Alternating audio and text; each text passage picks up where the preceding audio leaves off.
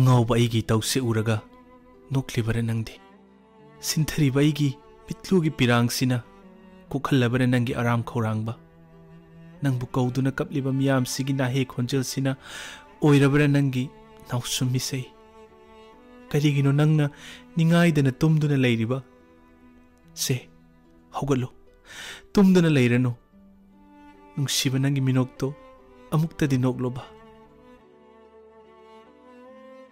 इबुंगो से अदुमना लैबा मतम नत्रे नंगना सुमना तौदुना लैरबदि मपानगी थौरमसिदि करमना पांगथोकनी पुंगनिंग सोंथगनो पिगलिबैसु सिगिदमक नंग पुंगनिंग सोंथबा यादेको से हौगलो अखोय मयाम लैरिबसिदि मियाम तिनबा हौरगले अदुमना लैरनो फि अंगुबसे होंदोकलरो ताइबंग मिरोल ताद्रिबा पिकलिबा थवाइदुना तिलिबा मियामदुबु तंगक तंगक येंगलिबा अइबु उबदा मकुट मचादुना इनाक्ता चटके मतागुम लामलिबा अइगी मिट्लु पिरांगसे अइगी थमोइगी अवाबसे नंगी नफमददि अमु उहल्लरो येथोइबी करिगिनो नंगना सुक नुंजानरिबा नंगी दमक पपा लैरिबसिदि लाओ ममागी अरोइबा मथौ मुंगम याउरुरसे ममाबु अरोइबो ओइना खुरुमलरो थोइबी ममाबु अरोइबा बिदाय पीरुरसे मियामदुना चटलिबदुगी तुंग इल्लु हाइबा मतागुम मखुत्तुना ममागी हक्चांग पुदुना चटलिबा माइकई अदोमदा थिल्ली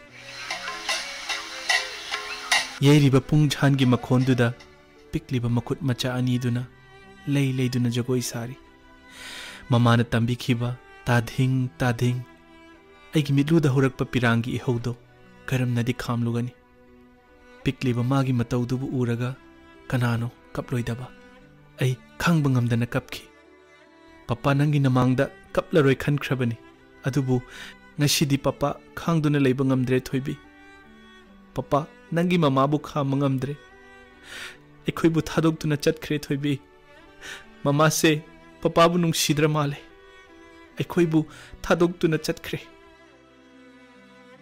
पिकलिबा इचाबु इथानुंगदा चेतना कोंदुना अइगी पीगी इचेलदो खामनबा होटनरुई मैरी थोकना चाकलिबा मंगफमगी मैरीदो उरगा करिगिनो थमोइसे पुबा ngamdana कपलकलिबा मैरीदुगी मैसा फंगलबगुम इचा थोइबिना खाम ngamdana कपलिबा नंगी इमाबु मैरी नुंगसिदा थम्मी हाइदुना नंगसु पप्पाबु वारौरब्रा थोइबी पप्पागी पांगल लैत्रे नंगी ममाबु खाम ngamdre नंगी ममा से चटख्रे Thoibi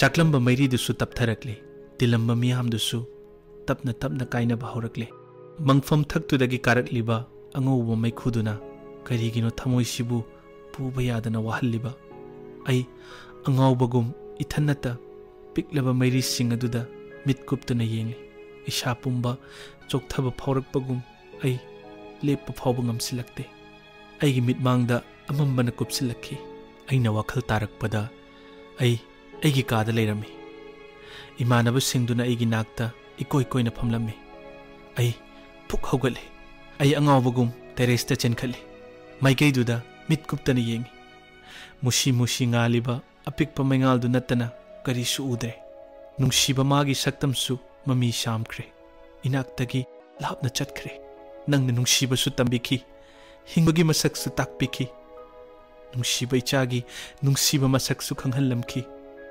aduga ngasina kainabagi awaba maichakse amuk tambiramle adubu mitudagi horakliba pirangi ihausibu thinglubagi pangaldi nangna ifamda piramdre nongmadol thaktuda nangna aibu yenglamba thoklaba thaja thawan singsina nangi marup oiraba ai awabi tausi yenguko ichagi nungsiba ma tausi yengduna nang momon nokna layuko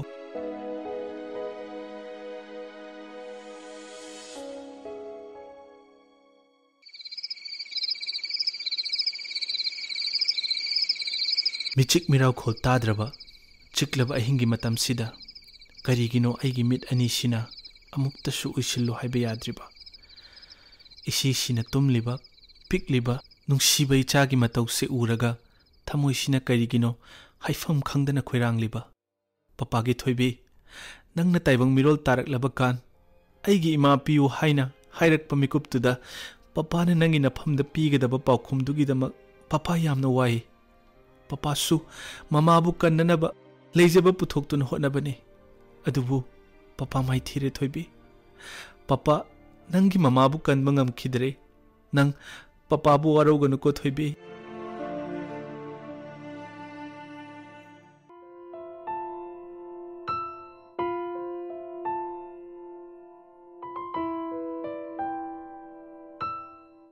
दामचा इचा थोइबीदो सिदा सुम थम्बिसिबा चन hospital सिदा अंगांगदुबु कमाइना थमदोइनो युमदा mama होय मयामसु लेरिदुदी एखोइ थोइबीदो money होय के याम नुवाइना साना होवे नंग मागिदमक्ता करिसु वागनो आई मफम सिदा कयाम कुइना लेकिदोइनो दामचा अंगांगदो कपमोइद्रा हाइबा चलदबनी doctor नसु याम फगले हरमिदुदी अदो दामचा कइगिनो आइगी समसे याम केलिसिबो तू कोकसे सम इपा पारे खुदना सोकपसु यादे जबुन जबुन केलिबा अस समगी वाबो नंगना नुवाइट्रगा दामचासु लुकोक थोकेसे अदोइदी लुकोकपी मतै मनाव तारेदना दामचा नंगसी याम नुंसी चन करिगिनो खंगदे नंगना असुक याम आइबु नुंसीबिरिसे अदुबो अइनदी दामचागी लमन सिंगबा ngamgani थाजद्र करिगिनो नंगना दुमाइना ngangiduबो हा नमु ngawraba haiba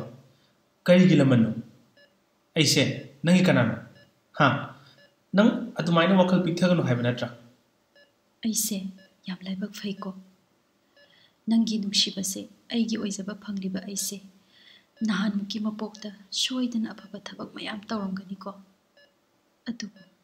adubu kidoraba icha thoibina mapung mare phaduna mamanabi mayam koi chen cheduna sanabadudi aigi mitsina uba phangani thazat taning de ko taning de aduguma wathi maram do taning de haredana icha thoibina MBBS tamba chatpada aikhoi ni na thinba chatoine hai gumna icha thoibi se medical tamansi ko damcha mana hayeng apron ga litlaga stethoscope ama yalaga anapa mayam gi mating pangmado ayam uningi adunani aina nang na biya de haise icha thoibina doctor oirakanda nage sunawo ko hojikti na biya de matamdadi nadrasu nasinadwine icha thoibina inakta dum lengdana mama ibo senadana leinaba ango bisidi nang sibu kamaina lamna doino ibo nangna nokpado yengingduna tawbani nangna nungsuk nungjanana leibase ayam numaiti damcha aigi damak atuk hakna suwabi ganuda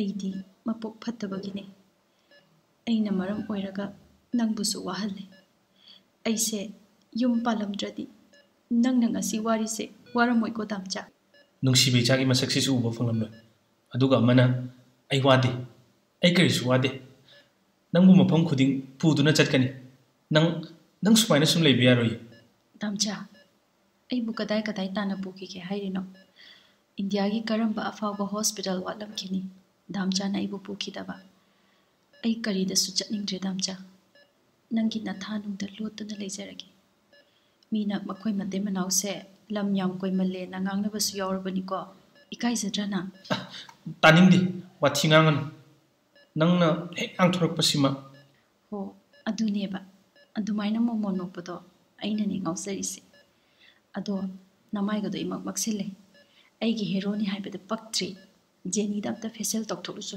is magi masasi kan khatna badi khande mana igi mu khanbiraga leire fasu fararoidaba aigi kari mu khaluki doino ado nangdi ichagi dama punsi sangni hingdaba yadabani ichagi mafamda awaba maithong uhanbiganu ko damcha karino chan karino nangna ngangi mayam dubo ai taning de haisini ko ai saujaraksani damcha adumaina paithokino seba please ai yam chokthei ai bu nathanungda ngayakta pothan biuba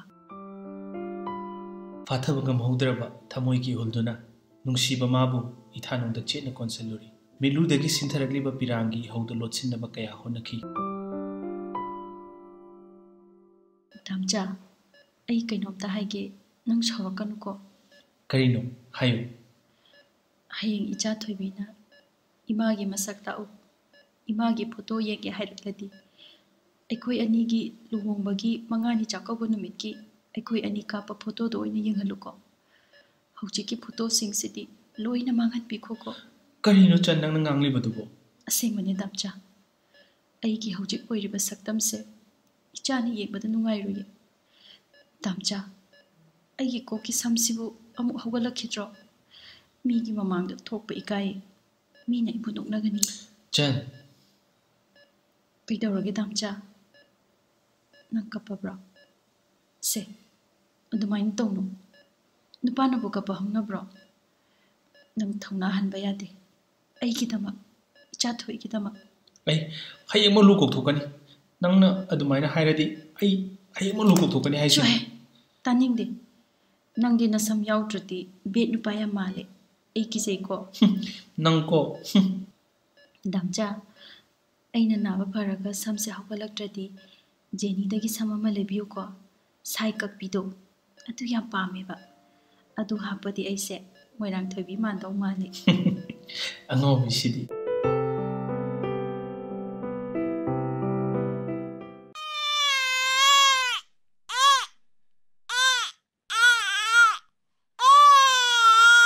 ꯄꯤꯛꯂꯤꯕ ꯏꯆꯥꯅ ꯈꯪꯍꯧꯗꯅ ꯀꯞꯂꯛꯄꯗꯨꯗ ꯑꯩ ꯃꯤꯠ ꯈꯪꯁꯤꯡ ꯁꯤꯡꯉꯤ. ꯑꯩ ꯏꯆꯥꯕꯨ ꯏꯊꯥꯅꯨꯡꯗ ꯀꯣꯟꯈꯠꯂꯤ. ꯊꯦꯝꯕ ꯌꯥꯗꯅ ꯀꯞꯂꯛꯂꯤꯕ ꯃꯥꯒꯤ ꯃꯤꯀꯞ ꯈꯣꯟꯖꯦꯜꯗꯨꯅ ꯃꯌꯥꯝꯁꯨ ꯆꯦꯟꯁꯤꯟꯅꯔꯛꯏ. ꯏꯆꯟꯅ ꯃꯥꯕꯨ ꯄꯝꯈꯠꯇꯨꯅ ꯊꯦꯝꯅꯕ ꯍꯣꯠꯅꯩ. ꯃꯌꯥꯝ ꯆꯪꯗꯨꯅ ꯀꯣꯏꯔꯥꯡ ꯂꯥꯡꯉꯤ. ꯏꯅꯥꯛꯇꯒꯤ ꯂꯥꯞꯅ ꯄꯨꯈꯤ. ꯑꯩ ꯑꯉꯥꯎꯕꯒꯨꯝ ꯀꯥꯗꯨꯗ ꯏꯊꯟꯇ ꯂꯦꯞꯇꯨꯅ ꯂꯩꯍꯧꯏ. ꯍꯣꯁꯄꯤꯇꯥꯜꯒꯤ ꯊꯧꯗꯣꯛꯁꯤꯡꯗꯣ ꯃꯊꯪ ꯃꯊꯪ ꯅꯤꯡꯁꯤꯡꯗꯨꯅ ꯏꯊꯟꯇ ꯎꯪꯗꯨꯅ ꯐꯃꯨꯡꯒꯤ ꯃꯇꯥꯏꯗꯨꯗ ꯑꯃꯨꯛ ꯐꯝꯃꯤ. ꯑꯩ ꯀꯔꯤꯒꯨꯝꯕ ꯑꯃ ꯈꯪꯅꯤꯡ ꯅꯤꯡꯁꯤꯡꯂꯛꯄꯒꯨꯝ ꯆꯪꯁꯤꯟꯗꯨꯅ ꯐꯤꯌꯥꯟꯗꯨꯗ ꯌꯥꯜꯂꯤꯕ ꯑꯩꯒꯤ ꯖꯤꯟꯁꯇꯨꯒꯤ ꯕꯦꯛ ꯄꯣꯀꯦꯠꯇ ꯍꯨꯝꯖꯤꯜꯂꯤ. ꯅꯤꯡꯊꯤꯅ ꯊꯨꯞꯂꯕ ꯆꯦꯖꯦꯠꯇꯣ ICUꯗꯨꯗ ꯗ꯭ꯌꯨꯇꯤ ꯇꯥꯔꯝꯕ ꯅꯔꯁꯇꯨꯅ ꯆꯟꯅ ꯍꯤꯞꯂꯝꯕ ꯄꯤꯂꯣꯗꯨꯒꯤ ꯃꯈꯥꯗ ꯂꯩꯔꯝꯃꯤ ꯍꯥꯏꯅ ꯑꯩꯉꯣꯟꯗ ꯄꯤꯔꯛꯈꯤꯕꯅꯤ. ꯑꯩ ꯃꯤꯍꯨꯟ ꯆꯣꯡꯉꯤ. ꯀꯔꯤꯒꯤ ꯃꯥꯅ ꯆꯤꯊꯤꯁꯦ ꯂꯣꯠꯇꯨꯅ ꯊꯝꯂꯝꯕ? ꯀꯔꯤꯕꯨ ꯍꯥꯏꯅꯤꯡꯂꯤꯕ ꯃꯥꯅ ꯏꯐꯝꯗ? ꯆꯤꯊꯤꯗꯣ ꯍꯥꯡꯗꯣꯛꯇꯨꯅ ꯌꯦꯡꯉꯤ. ꯆꯦꯅꯥ ꯑꯅꯤꯗꯨꯗ ꯇꯣꯉꯥꯟ ꯇꯣꯉꯥꯟꯅ ꯏꯔꯤ. ꯑꯩꯒꯤ ꯃꯤꯡ ꯊꯥꯔꯤꯕ ꯂꯦꯇꯔꯗꯣ ꯑꯩ ꯄꯥꯕ ꯍꯧꯔꯦ.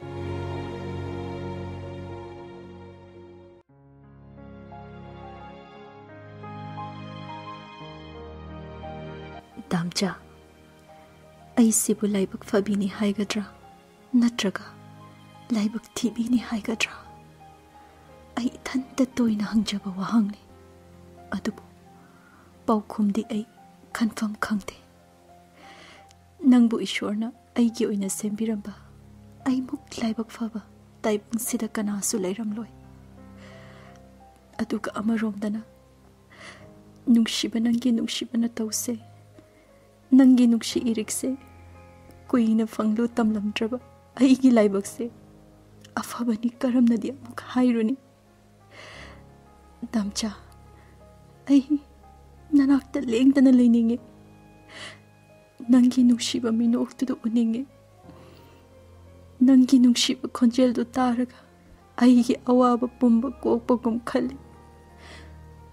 ꯗꯥꯝꯆꯥ, ꯅꯪꯕꯨ ꯊꯥꯗꯣꯛꯇꯨꯅ ꯆꯠꯇꯤ ꯆꯠꯅꯤꯡꯗꯦ.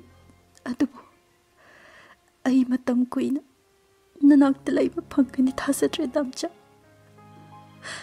ꯑꯩꯅ ꯆꯠꯈ꯭ꯔꯕ ꯇꯨꯡꯗ ꯏꯆꯥ ꯊꯣꯏꯕꯤꯁꯦ ꯂꯨꯅ ꯇꯧꯕꯤꯌꯨꯀꯣ. ꯃꯥꯅ ꯃꯃꯥ ꯄꯤꯌꯨ ꯍꯥꯏꯅ ꯅꯤꯡꯉꯥꯏ ꯇꯧꯔꯛꯄ ꯃꯤꯀꯨꯞꯇꯨꯗ ꯅꯣꯡꯃꯗꯣꯜ ꯊꯋꯥꯟ ꯃꯍꯥꯛꯄꯨ ꯌꯦꯡꯍꯜꯂꯨꯀꯣ. ꯑꯩꯅ ꯏꯆꯥꯒꯤ ꯅꯨꯡꯁꯤꯕ ꯃꯇꯧꯗꯣ ꯃꯤꯀꯨꯞ ꯈꯨꯗꯤꯡ ꯌꯦꯡꯗꯨꯅ ꯂꯩꯒꯅꯤ. ꯊꯥꯖ ꯊꯋꯥꯟꯅ ꯅꯣꯡꯃꯗꯣꯜꯗ ꯉꯥꯜꯂꯤ ꯃꯈꯩ ꯑꯩꯅ ꯅꯪꯕꯨ ꯅꯤꯡꯁꯤꯡꯂꯤ ꯈꯟꯕꯤꯌꯨꯀꯣ ꯗꯥꯝꯆꯥ. ꯅꯪꯒꯤ ꯁꯦꯕꯥ ꯃꯇꯣꯟ ꯂꯣꯝꯂꯝꯗ꯭ꯔꯦ. ꯅꯪ ꯑꯩꯕꯨ ꯋꯥꯔꯧꯒꯅꯨꯀꯣ.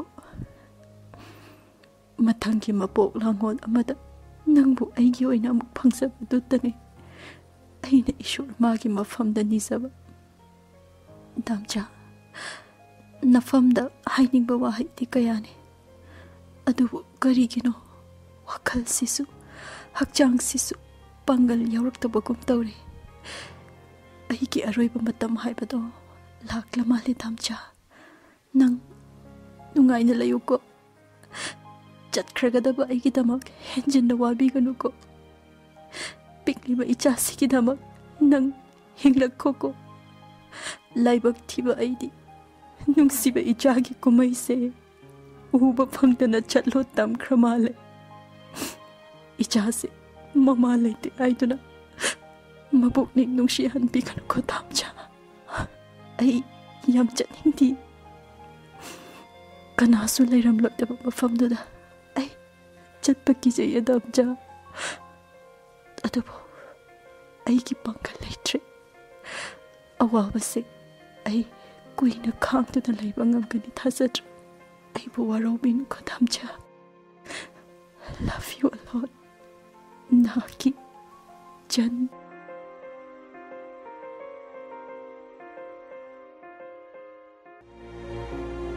Pirangi ihaudo kanmalli. Iraw kholthok na chentharakliba mitlugi irado teithokpa lagna jai. Pirang masu lamhen malli. Ai chenado hangatuna mathangi chenado da iriba wahi singdo paba ngamnaba laknarui.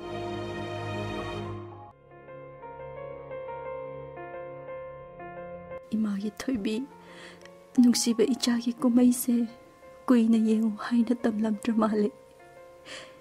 Imagi aroiba mikupto naksilakle.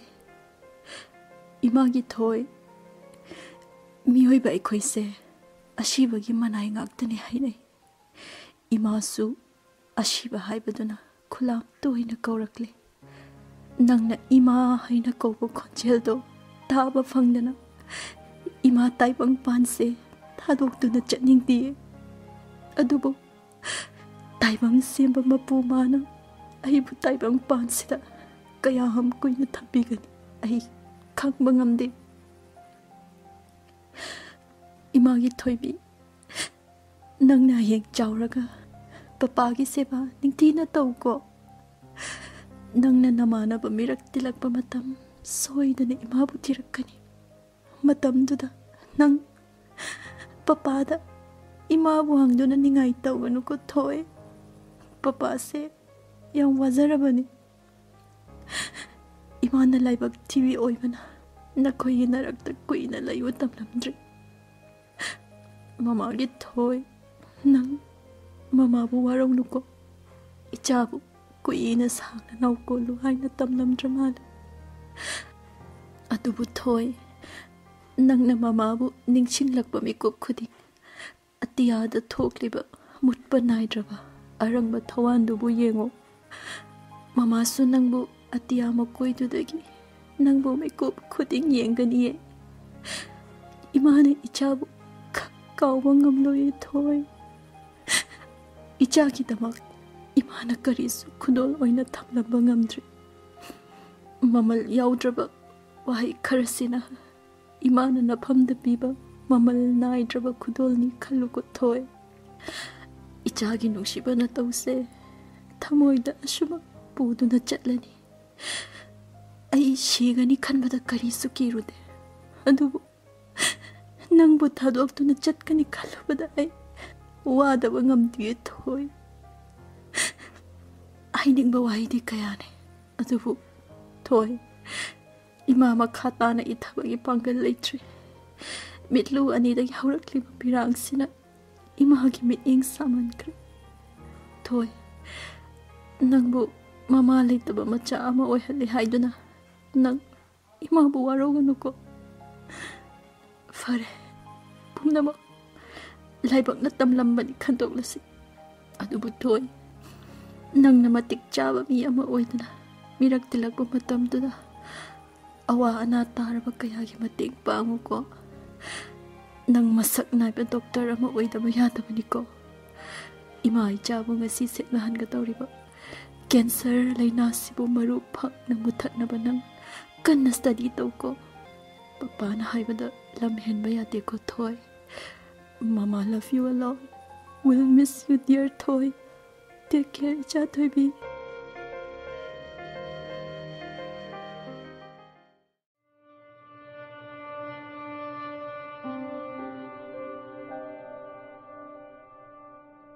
सिंथरक्लिबा मिटलुगी पिरांगदुना सोंथरबाईगी पुकनिंग वाखलबुदी कयादा Baba पीरिबा लोइनाइद्रबा पाउखुं कयाना अैगी इफमदा लैथाफम खंगदन ओटलरिबा कप्पता नै सरुक ओइरसनु मपोक थीना तमलमलबा अैगी पुंसिसिदा